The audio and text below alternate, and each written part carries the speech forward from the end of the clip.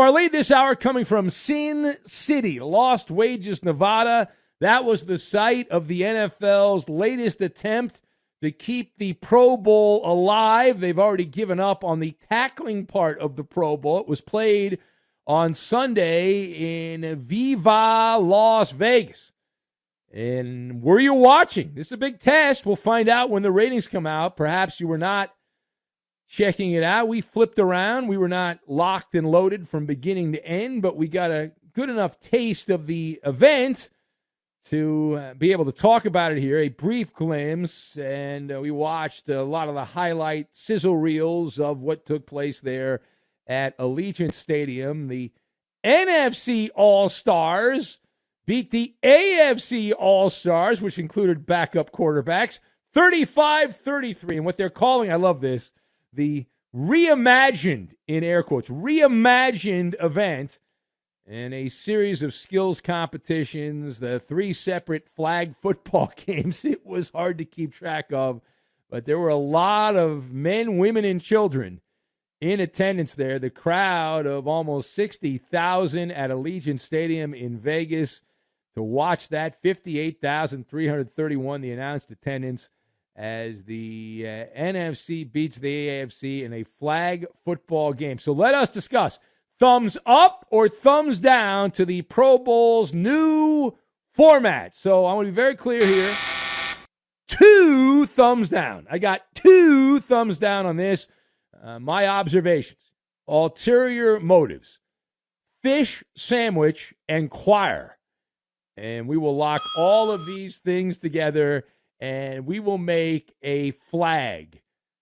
Because they were playing flag football. The NFL playing flag football. Like, I know they tried to do this in the past where the players just decided they didn't want to play tackle football, but my God. All right, so number 1. Number 1. The NFL is using this as a test lab. They toss together a bunch of ingredients and they slap the Shield logo on it and called it a day. As they attempt to cook up this new format, they're like, I know, we'll bring in Snoop Dogg and some other celebrities, and then people are going to watch because they're obsessed with the celebrities. We'll just get some razzmatazz. We'll pay Peyton and Eli Manning a bunch of money, and people want to watch. They obviously had ulterior motives here. This was a playground for the casuals is what it was.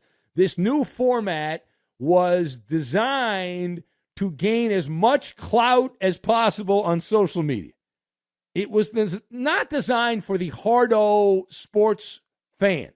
It's not designed for the person that listens to sports talk radio, I would say even, because you're a different type of fan. If you listen to sports talk radio, you're a better fan. This was for the casual TikTok, Instagram crowd looking for that viral moment from a marketing standpoint.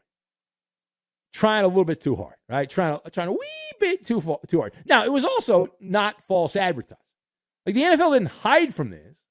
There's nothing really confusing about it other than trying to follow how they were playing the events. But the NFL was pretty transparent with the fact, like, listen, we're not doing tackle football anymore, and we're just going to throw a bunch of slop against the wall and see if anything stinks or sticks. It stunk, so that happened, but they want to see if anything sticks to the wall. But I had a bit of a headache trying to keep track, and I was not like locked in on this. I had other things going on as I was flipping back over to it. But we had series of skills competitions, 3 separate flag football games. Those games consisted of 2 10-minute halves, and then it came down to a very controversial ending, and Peyton Manning was upset. He was all pissed off because he lost to Eli Manning. Now, page 2. So what was the main issue with the Pro Bowl? So the main issue here for me, and you can chime in on this if you want, but my main issue, I'll go first here, was that it's not the product that the NFL has been serving up. It's a different product. Now, I get it. I understand the NFL players went on a wildcat strike, and they didn't want to tackle anymore. It was a joke the last couple of years at the Pro Bowl. They said, well, we're not going to play tackle football. So they pretty much did 2-hand touch football in recent years. I understand that. They stopped giving an honest effort. They turned into gutless cowards at the Pro Bowl. And I know why they did that, but they did it. All right? You can say we agree with it, but they did it. And so the NFL decided, you know what, we're going to genuflect. And as we said, they went into their lab and they cooked up this new format. They bowed down. The issue, though, these Pro Bowl games with the Fugazi flag football grand finale were yuckety yuck. They were yuck. Right? It's like going to a fine steakhouse that has served you the perfectly cooked butterfly cut steak that you love for years. And now they decide we're going to serve a fish sandwich and you're going to enjoy the fish sandwich. We're not giving you the steak anymore. We're giving you a fish sandwich. And you're like, well, no, I want the steak. You're a steakhouse. I go to the steakhouse to get steak. I don't go to the steakhouse to get a fish sandwich. You understand? Like, I go to the NFL for tackle football. I don't go there for flag football. If I want to watch Snoop Dogg, I know where I can watch Snoop Dogg. I don't need to watch an NFL product. But who goes to a steakhouse and orders a fish sandwich? Seriously. When a restaurant specializes in one kind of food, everyone knows from the time they're little kids to the time they grow up.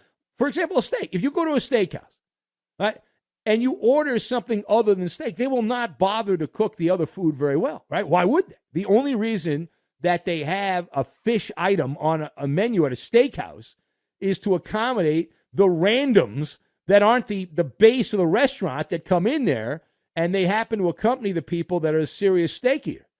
And so you're the NFL. You're serving up tackle football, and now all of a sudden you're like, no, we're going to serve you a fish sandwich. Okay, what are you doing? Right? I mean, smart money says the chef does not care what kind of crap fish they serve. The NFL doesn't give a crap what kind of crap fish they serve.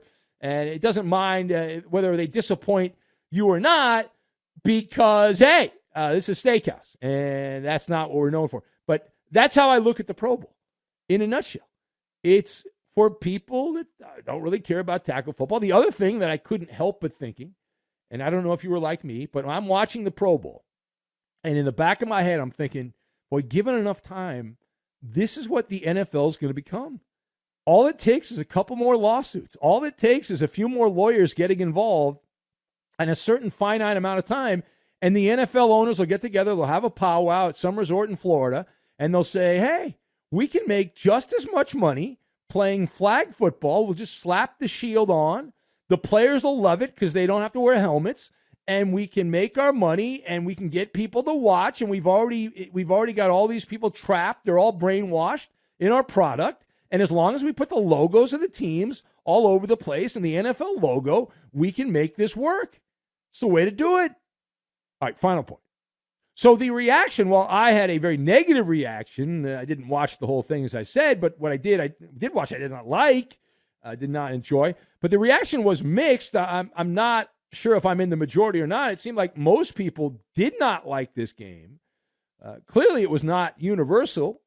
You had some celebrating the event. You had many media bootlickers among them. The insight I've gained from this is you cannot underestimate the donkeys for the NFL, the Amen Choir, who enthusiastically carry the water up the hill, up and up and up and up and up and up and up the hill. Lemmings, providing blind, drooling, unconditional love. As long as they slap the shield on the product, then they'll support it. You had almost 60,000 people in attendance in Vegas to watch bubbling up poo, which was the Pro Bowl. Now, the ultimate test is not how many people were there. The ultimate test is how many people were watching, as the NFL is in the television business, and it's all about the content. Did the public consume the product and the content and like it? And did they stay engaged? Did they build on the audience? That will determine the next pivot of the NFL. That will determine where they go next. So we will see.